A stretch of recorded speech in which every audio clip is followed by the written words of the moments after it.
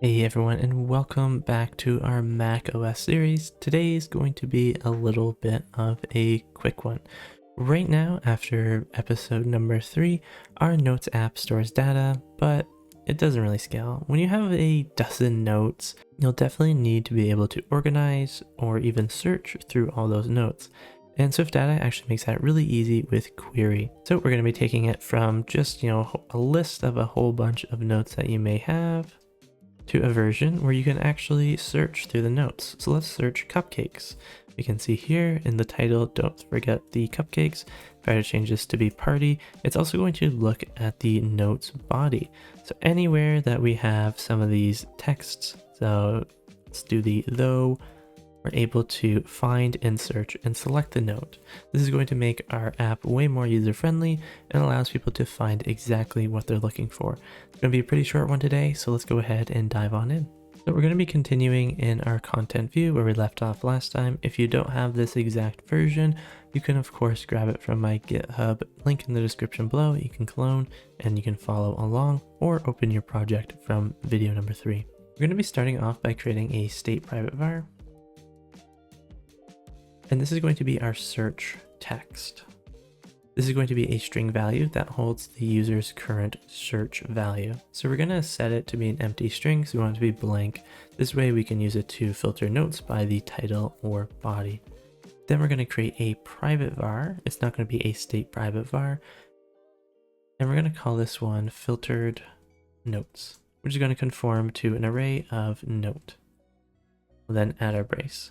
So we're going to be first trimming, so we'll say let trimmed equal the search text, so whatever the user is searching, dot trimming characters in. Then we're going to be having the dot white spaces and new lines.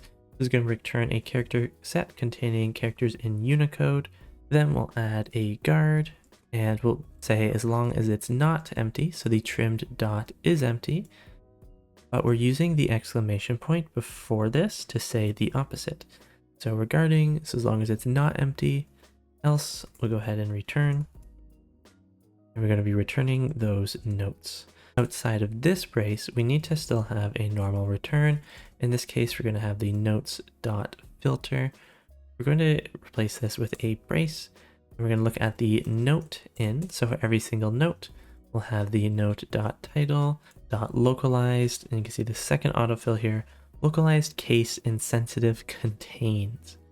Wow, what is this? Well, it returns a Boolean value indicating whether or not the given string is not empty and contained within the string by case insensitive non-literal search.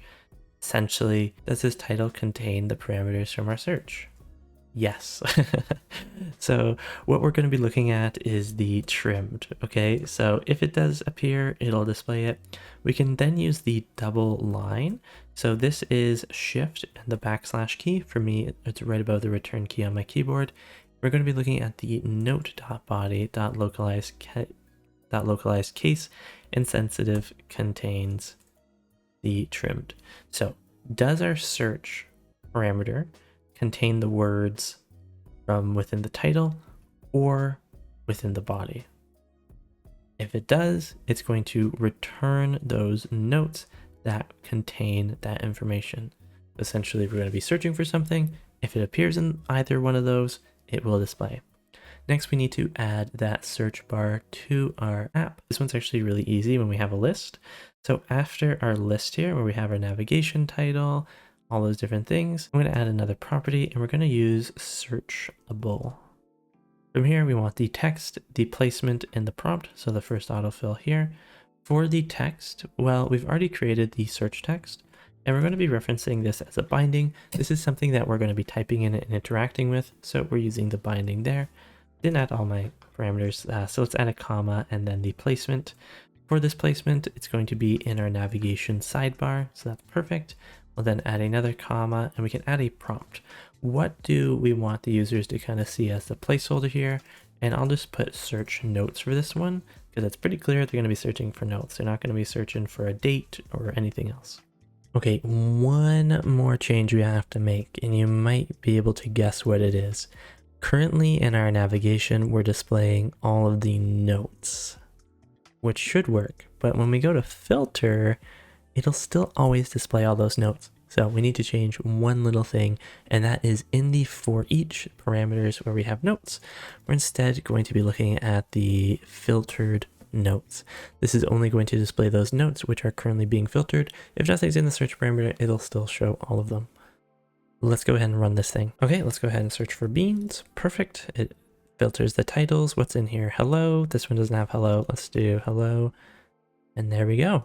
We can now use searching through the title or through the body.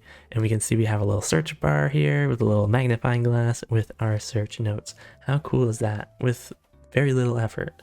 And that's going to do it for now for our macOS Notes app. But when you think about it, you've just made your SwiftData Notes app interactive and searchable, a major step toward production-ready projects. If you followed along with all 4 videos, you have completed the course. This is something that I wanted to build to show off some cool things about macOS, like the navigation tab bar, as well as uncover all the different ways you can be saving with the I/O, JSON and I/O, the SwiftData, and do a little extra bonus for searching and querying in SwiftData, as I do believe it's quite important. Now you can take this logic and skills that you've learned here today and apply it to your own macOS app and learnings. So remember, dream big, code bigger, and always feel free to come back and check the course to see if I've added any more videos. We'll see you in the next one. Oh, and full project and all the projects can be found on my GitHub. So don't forget about that.